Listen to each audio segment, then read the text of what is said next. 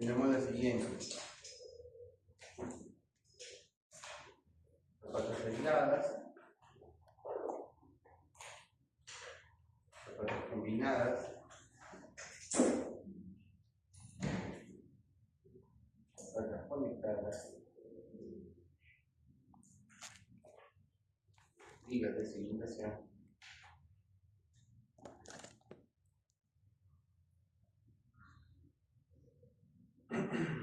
losas,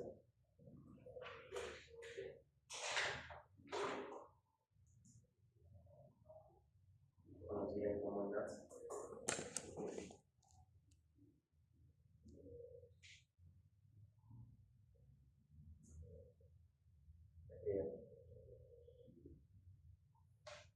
¿correcto?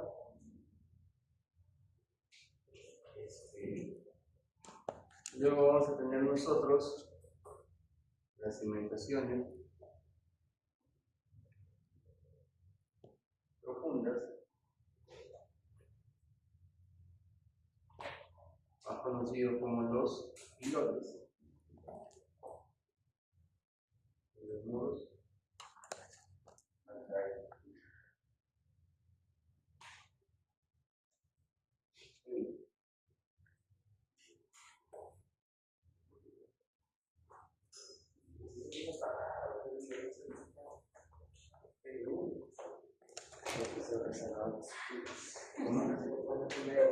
¿Cómo? Ah, ¿te preocupó por los datos rezagados? Sí, sí, me acuerdo un poco de clase. Gracias, querido temprano.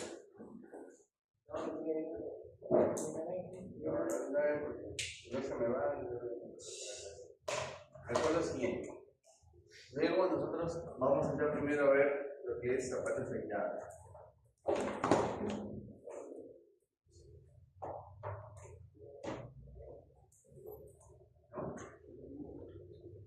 A nivel de zapatas aisladas, yo les podría engañar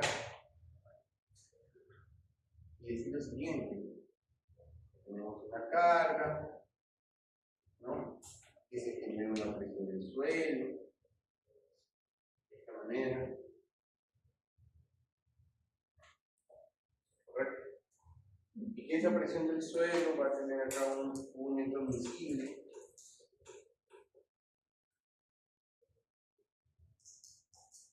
Este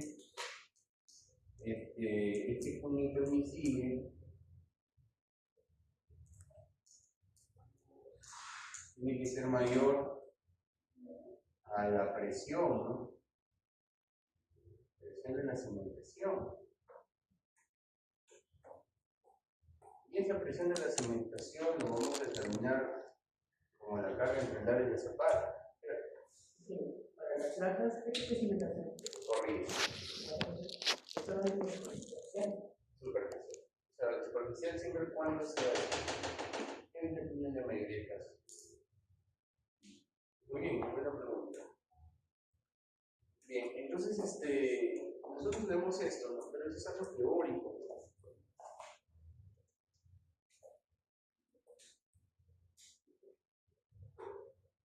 Ustedes saben que lo teórico a mí me gusta, ¿no? Lo social es lo real, que es. ¿Cómo van ustedes a apartar al mundo?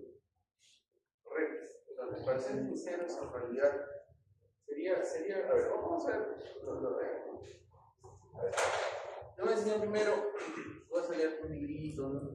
Te voy a enseñar primero que vas a tener una presión intransmisible. Te voy a enseñar cómo tener una presión intransmisible y vamos a ver como si fuera esto que no existe. Eso es una mentira. ¿Por qué? Porque toda columna que cae sobre una cimentación no solo tiene carga axial, no tiene un momento, ¿cierto? Por algo le estás colocando como una encontrada, ¿cierto? Y el encontrado, o sea, es un momento. Entonces, ahí lo que va a pasar es que los momentos van a hacer que cambie esa distribución. Esta distribución no existe. Este es idealizado. ¿Okay? O sea, lo que vamos a hacer nosotros es primero calcular una cúnica admisible. ¿Qué quiere decir esto? Eso lo vamos a utilizar como para un ejemplo, ¿okay? Para que ustedes puedan ver cómo salen las fórmulas. No te voy a morir si te digo cómo salen las fórmulas. Ya me has dicho que te aburres, ¿no? Pero toda la clase, ¿no? ¿Ah? Toda la clase, ¿no? Ah, ya. No solamente la parte. Bien, mira, a ver. Más que demostrar fórmulas, o sea, cómo podemos adoptar nosotros en nuestro proceso de diseño. Entonces vamos a tener acá un terreno natural, ¿sí? Acá va a estar la carga científica de la columna. ¿Cierto? ¿Sí? Ya. Entonces, acá también, ¿qué va a haber?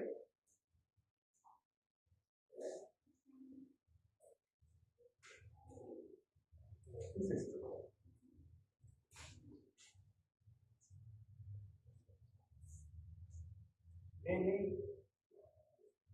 ¿Habían comentado? No, normal. ¿Tienen sueños?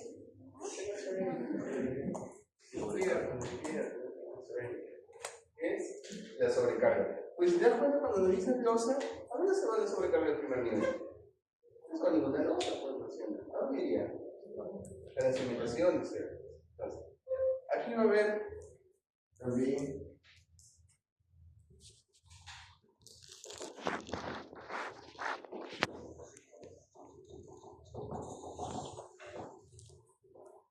¿qué viene a ser esto? El relleno, es un relleno.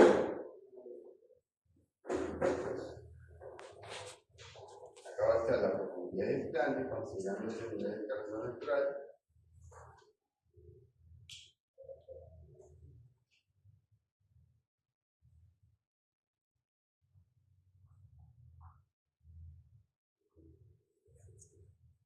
Pero ¿qué va a haber? Una torre zapata. ¿Así estamos claros? ¿Sí? Muy bien. Entonces, yo voy a decir lo siguiente. A ver, si me pongo a pensar,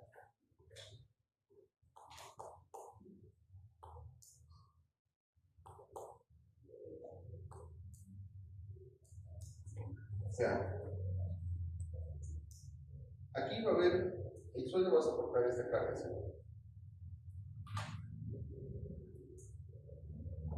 ¿Cierto? ¿Cómo se llama este valor de carga del suelo? Capacidad admisible, ¿no? Más conocido en el mundo artístico como capacidad portante. Es lo mismo, ¿no? Vamos a ver qué es la capacidad portante. Esta capacidad admisible o portante es la capacidad última. Esto es mediante ensayos. Ensayos, ingeniero. Ensayos. Corto, dije. Una vez Pedro me dijo, Pedro Patar. Mira, eso no existe porque sí existe, pero ya para la certificación de clima, cuando dice que ¿qué significa SPT? ¿Qué significa SPT? ¿Cómo es un SPT? ¿Qué significa SPT? Claro, cuando le dan duro. ¿Qué es lo que dice? Golpe, cuando lo golpean. Ahí está, muy bien. En realidad es un trípode más o menos de 3 metros de altura que tiene un mazo amarrado a una cadena y va golpeando y ve cuando se está deformando el suelo.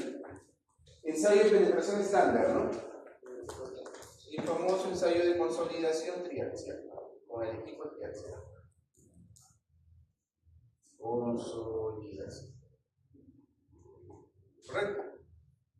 Un ensayo de corte directo se en consolidación, que en realidad el más seguro que debe ser una consolidación, vas a tener un valor de Q último, que es la carga última ya del ensayo de laboratorio. Pero si tú quieres la admisible, se tiene que dividir entre un factor de seguridad. Existe el factor de seguridad estático. ¿Cuánto era? Factor de seguridad dinámico. ¿Cuánto era? 2. Muy bien, Pablo. 2.5. ¿No? Correcto. Lo que más utilizamos nosotros es 3. Quiere ser con carga. A ver, con carga de gravedad, 3. Cuando incluye el sismo, 2.5. ¿Quieren ver con cargas sísmicas? pero sería bueno. Ahí no va. El otro ciclo.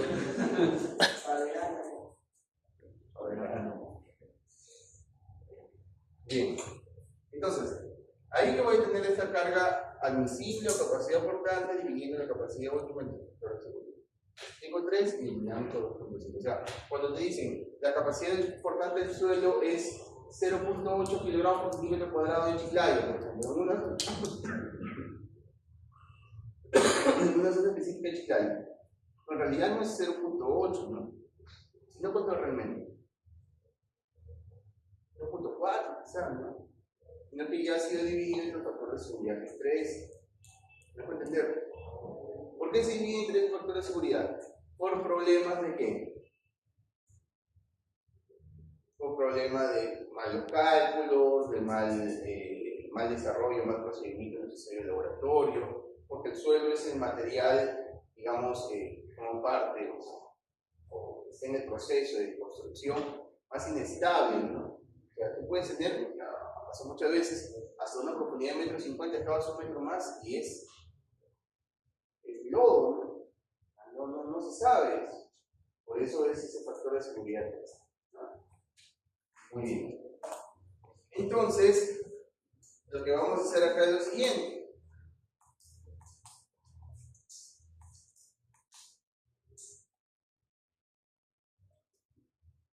Vamos a hacer lo siguiente. ¿Yo qué debería hacer? En la capacidad portante, aproximadamente sea aquí. La carga de la columna. ¿Quién va a soportar la capacidad portante? ¿Quién va a soportar la capacidad portante? O sea, ¿qué es lo que va a recibir la capacidad portante? Primero, el peso de la columna. ¿Sí? El peso de la columna entre área de espacio. ¿Cierto? ¿Qué más? La sobrecarga, muy bien. El peso de relleno. ¿Cómo se lleva el peso de relleno? Sería por metro cuadrado, ¿cierto? ¿Sí? Entonces, ¿qué hago? Pero yo tengo el peso específico de relleno, ¿sí? En el estudio del suelo me da ese peso específico que es un afirmado que voy a colocar, me tiene que dar ese peso específico, 1.800, 1.700 kilos por metro cúbico, 1.600, etc. Entonces, para yo trabajar, ya que estos valores están en toneladas por metro cuadrado, kilogramos por centímetro cuadrado, ¿qué tengo que hacer? Lo tengo que multiplicar por la altura de quién? De relleno. ¿Qué más? ¿Qué más, Pablo? Estamos subiendo en la zapata, pues. Es cierto. El peso de la zapata. Y el peso específico de la zapata es concreto armado, ¿no? Entonces, el peso específico del concreto armado multiplicado por cuánto? Por la altura. Porque es kilogramos por metro cúbico. Lo multiplico por la altura, me queda ahí kilogramos por metro cuadrado. ¿Qué más?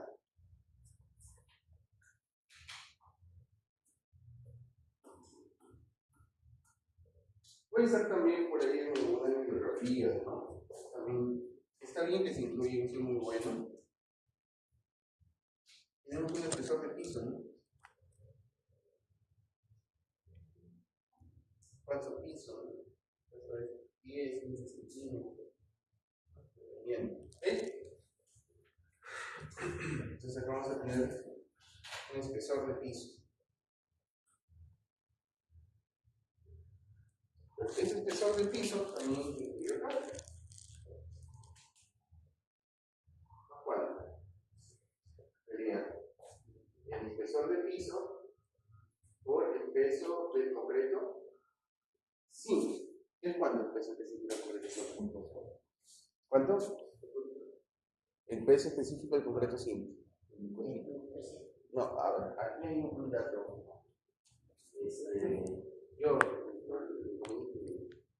Concreto armado 2400, o sea, en realidad te dice que el concreto simple, ¿no? El concreto gravoso, esta piedra, es 2300.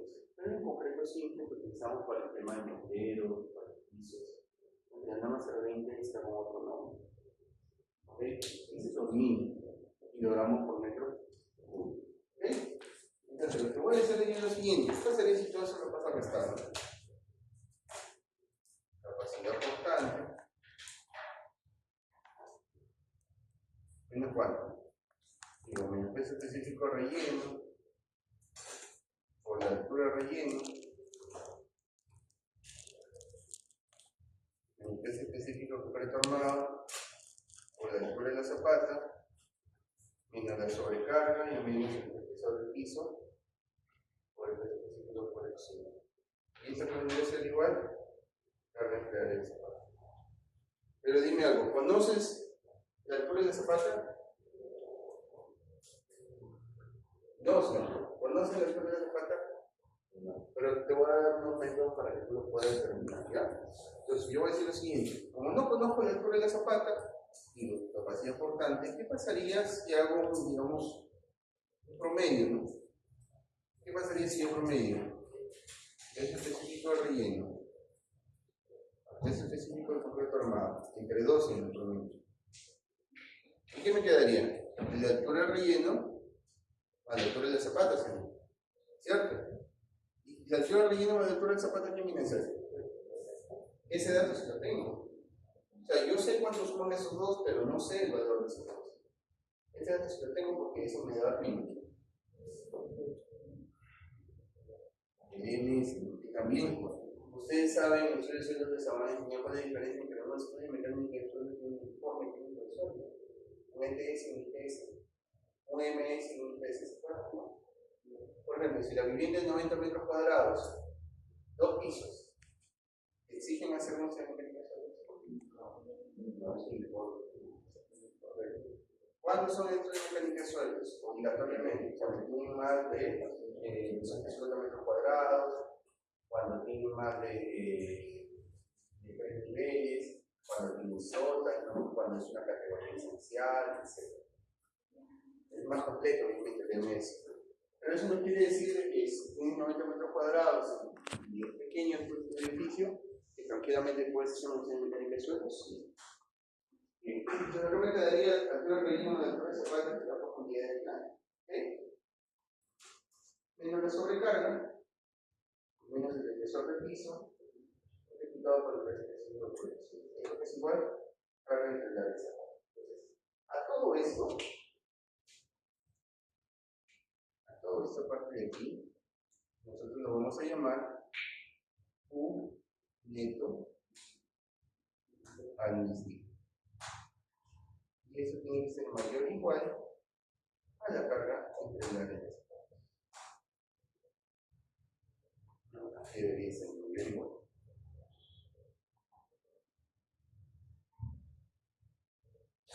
Un neto admisible tiene que ser mayor o igual a la carga empleada del zapato. ¿Qué vendría a ser? Capacidad portante que se emplea en el estudio mecánico de suelos, el promedio de pesos específicos, la profundidad del plante, la sobrecarga, el espesor de piso por la altura del concreto.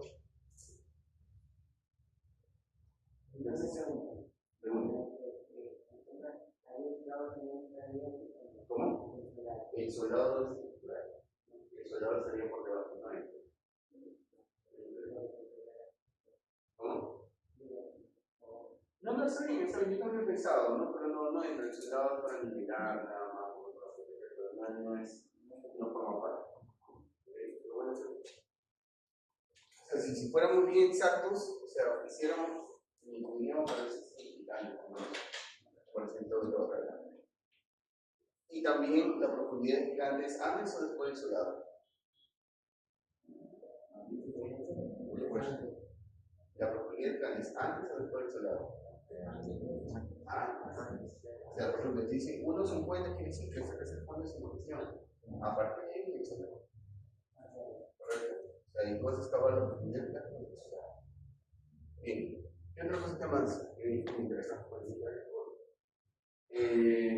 Luego, vamos a obtener lo siguiente. Nosotros ya tenemos nuestra zapata, ¿cierto? Ya tenemos nuestra zapata, tenemos un punto admisible, tenemos carga sobre área.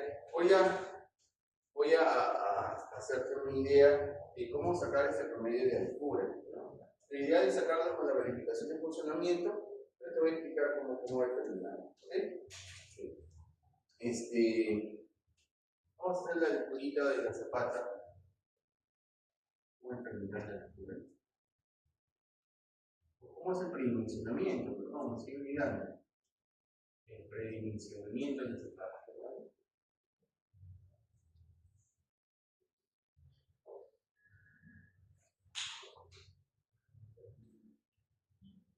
¿Cómo se separaron esos pequeños? ¿José le gusta su pequeño?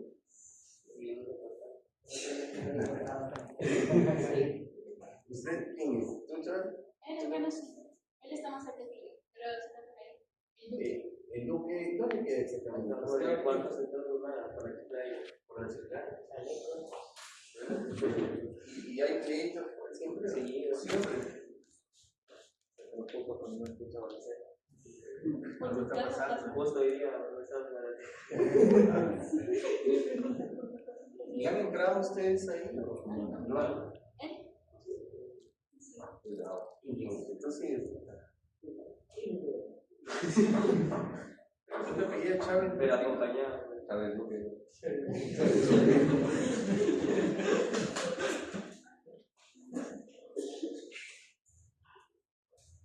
Acompañado, ahorita no me dejo. Acompañado de un hombre, ¿no?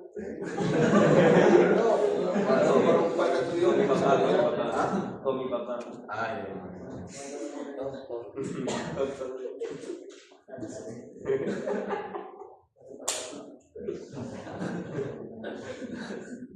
no, porque daría miedo el sol, pues es peligroso, daría miedo en realidad, ¿no? Para ti.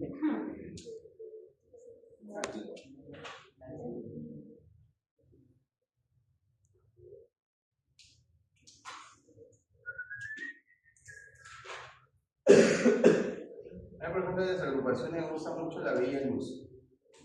Se arma el tono, la bella luz, ¿no? El frito. ¿Cuál? No, de verdad, Por el compañero. se arma el tono de Macán.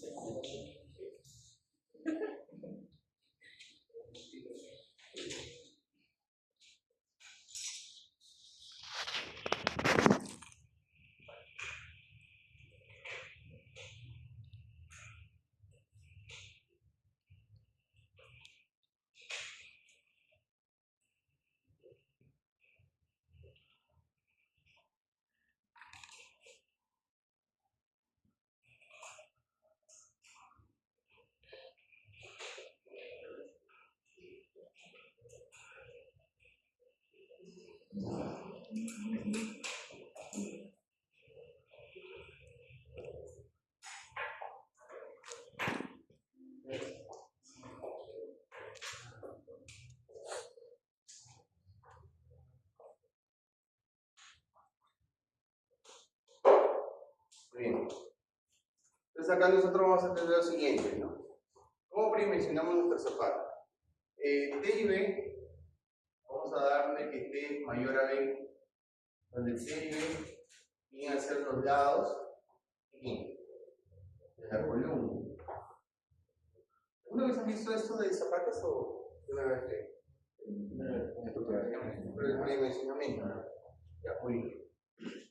Entonces, este T y B, que son los lados de la columnaria, que yo coloqué una zapata proporcional, o sea, es decir, si mi lado de la columna está aquí, mi lado mayor de la columna está aquí, acá tendría que tener el lado menor de la zapata. Si mi lado menor de la columna está acá, acá tendría que tener el lado menor de la zapata. ¿Ok? Entonces, ¿con qué fin? Con el fin de que yo pueda tener estas distancias iguales. ¿Qué son estas distancias? Para acá una, se llama LV, y de aquí para acá otra, se llama LV. son las famosas longitudes de volado, ¿no?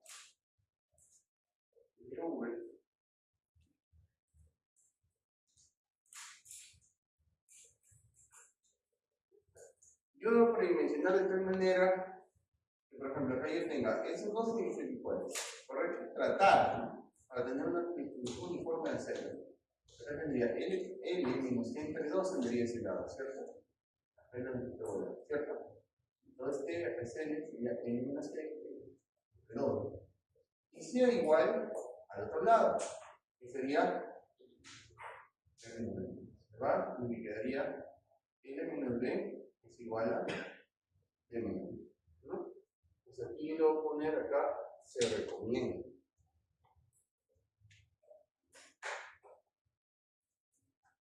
Se recomienda. Pero en zapatas excéntricas, no, estamos hablando de una zapata central. Porque zapatas excéntricas, es decir, cuando la columna está a un lado, eso no se va a cumplir. Ahí yo tengo que tener una relación de lados de 1 a 2. Eso yo lo voy a enseñar cuando vengan zapatas conectadas. Ahí les enseño cómo hacer zapatas excéntricas. ¿Ya? Muy bien, entonces se recomienda eso. ¿Qué más puedo decir yo acá?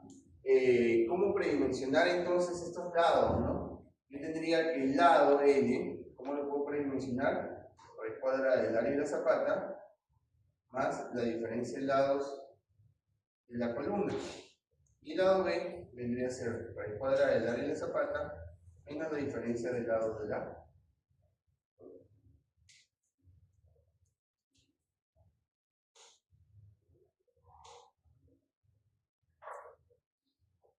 ¿Bien?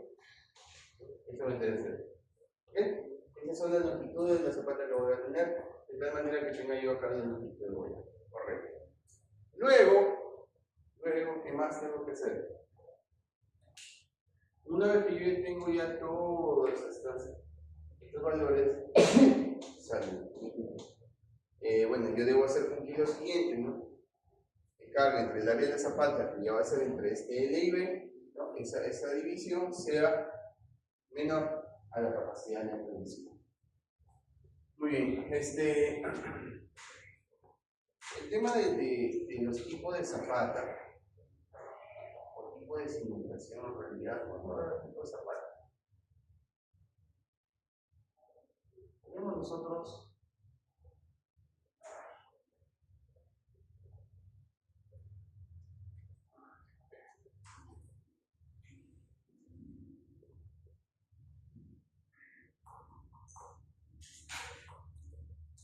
dos tipos de zapatas, ¿no? En la cual voy a tener yo una altura de zapata y acá voy a tener una longitud de volado. Acá voy a tener una altura de zapata y acá voy a tener una longitud de volado. ¿Bien? Si la altura de la zapata o la longitud de volado, perdón, es menor a 2 veces la altura de la zapata, se le podría decir que es una zapata. La longitud de volado es mayor a 2 veces la altura de la zapata, sería una zapata. ¿Cómo? Es recta. Es recta. Flexible. La zapata flexible. ¿Ok? Entonces, eso va a pasar para zapata rígida. Entonces, acá vamos a aplicar el método rígido, que es el que voy a explicar yo, ¿no? Y aplicamos el método flexible. Igual, y parece que también puedo aplicar la de acá, en realidad, como para tener un estimado. Porque el método flexible yo tendría que utilizar el coeficiente de balasto. ¿Se han escuchado el coeficiente de balasto?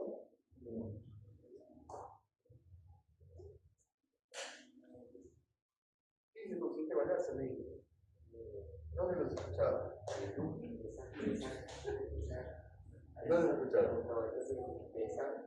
Ese es el problema.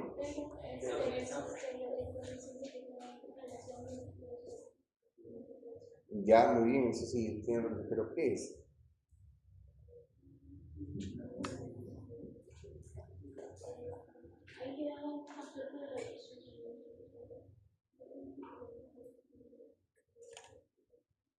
¿Ya? Algo por ahí que divide, pero no hace falta. Coeficiente de Velasco, ¿no? El famoso módulo de Winkler también. Ya ahí se han escuchado. Tampoco.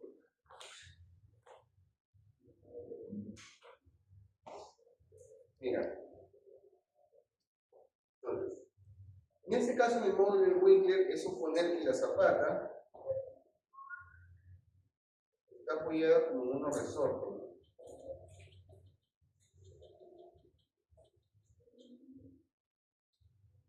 Y la zapata va a tener una deformación. Se va a deformar. ¿Correcto? Esa zapata se va a deformar. Lo voy a poner ahí en letra bonito. Se va a deformar. Quiero saber que hay una deformación. ¿A través de quién? A través de la aplicación de una carga.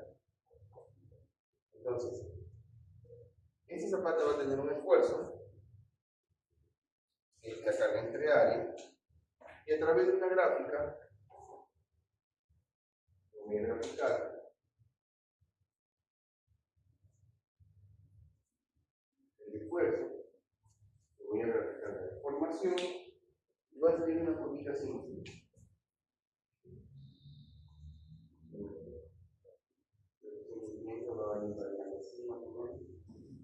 ¿Sí? Entonces, de la misma manera, va a haber una zona elástica y una zona plástica. Entonces, en la zona plástica damos consideraciones no lineales del material. Para los métodos prácticos, utilizamos esta zona elástica. En esta zona elástica, yo trazo una tangente, con respecto a la horizontal, se forma un caso cero. ¿Cómo relaciono el caso cero con lo que estoy analizando? El esfuerzo vendría a ser igual al caso cero por la deformación. Este esfuerzo se analiza, o este método se analiza a través del método de la placa. No de las placas que hemos estado analizando. Método de placa. ¿Qué consiste? No lo hacen en realidad. Es una porción del suelo, in situ, y comienzan a colocar una plaquita y le van colocando cargas. ¿Sí? Una plaquita más o menos de un pie por un pie, 30 centímetros por 30 centímetros, vas aplicando cargas y vas viendo cómo se va sentando. Vas formando esa curva. Pues. ¿Pero cómo va formando? Porque sería la carga entre el área, ¿cierto? La carga que estás aplicando y el área y la plaquita. ¿Y ves qué cosa? ¿Cuándo se está deformando? Claro que eso lo escalamos, ¿no? Lo escalamos a como si la zapata fuera cuadrada o como si la zapata fuera rectangular, en base a esos lados. Pero la cosa es que se tiene un coeficiente de balasto. Ese coeficiente de balasto relaciona el esfuerzo que estoy aplicando y la deformación y asentamiento del suelo. ¿No?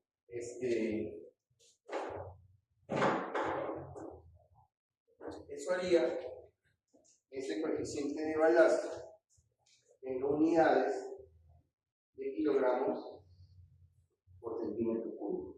¿Okay? ¿Cómo relacionaríamos el coeficiente de balasto con respecto a la capacidad portante? Es un punto muy interesante. Porque lo que ingresamos nosotros, no sé si se acuerdan, ¿cómo utilizaba el SAFE alguna vez? Pero me dijeron que utilicé el coeficiente de balasto en el SAP. ¿En el SAP han hecho sus zapatas, dibujado sus zapatas o cómo así? Era para que compruebes bueno, nosotros tenía que salir exactamente, pero ahí se interpolaba también para que te salga a ese coeficiente de balasto. Creo que sería.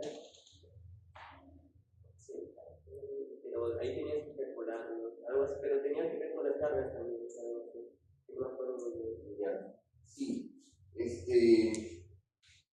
aquí existen las tablas de Nelson Morrison.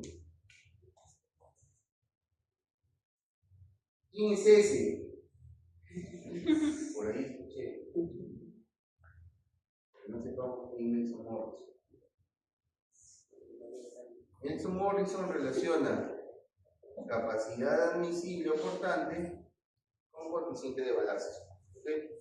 Tú tienes el coeficiente de balasto y sale la capacidad admisible. ¿Quién fue Nelson Morrison? Sí. ¿No lo presentaron? ¿Quién fue Nelson? ¿No nos encontró en YouTube?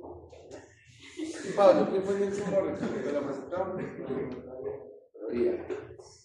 Ustedes utilizan un montón de programas donde él es el presidente de esa empresa. CSI, CSI. Él es el presidente de la corporación CSI, ¿no? Que tienen a cargo los programas de SAP, de DAS, y él es de la República Dominicana, ¿ah? CSI, Rich, La Fuentes, CSI. ¿Ya? Entonces, el actor de Nelson Morrison se relaciona. Por eso ustedes lo que hacían es, le daban la capacidad admisible y lo que tú necesitabas el software que tú necesitabas el 6, lo que más recomiendo es el 6, y ingresabas al coeficiente de balazos. ¿Ya? Pero ¿cómo sacabas el coeficiente de balazos si no tenías ese dato? A través de la capacidad admisible. ¿Ya? Y eso muchos utilizamos en medicina. Bien. Algo más que hacer muy bien. ¿Ya?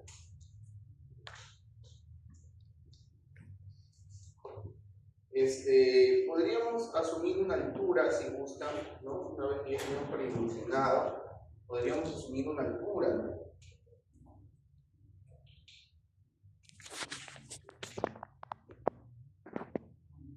Vamos a asumir una altura de zapato.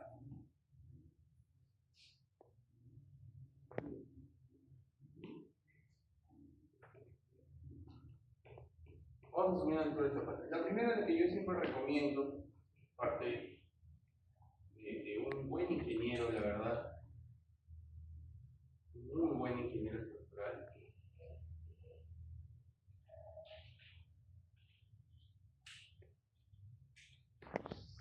que su apellido comienza con C.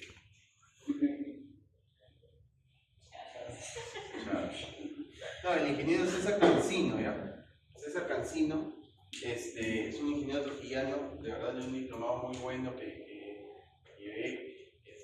mencionaba, pues, que esta altura de la zapata tienen que tener en cuenta que debe ser aproximadamente o mayor o igual, digámoslo así, que 25 veces el diámetro de la barra. ¿De qué barra? ¿De dónde? De la columna.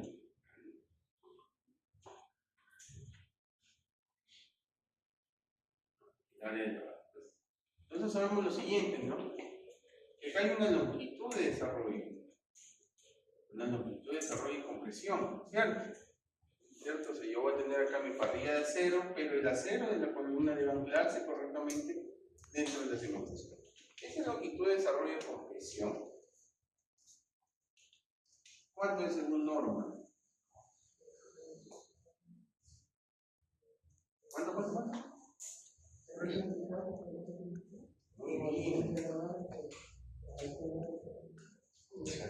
Muy bien. Tú también te pillas Cancino, ¿no? ¿Eso tío? ¿No?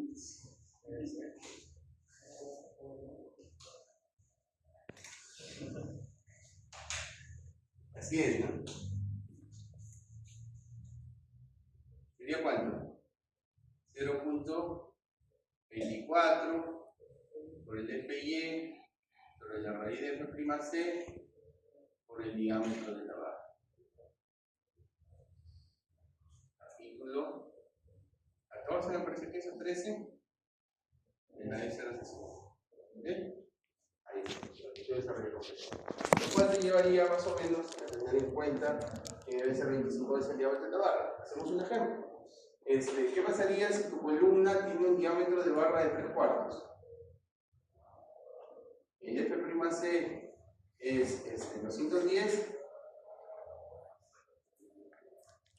y el FY 4200.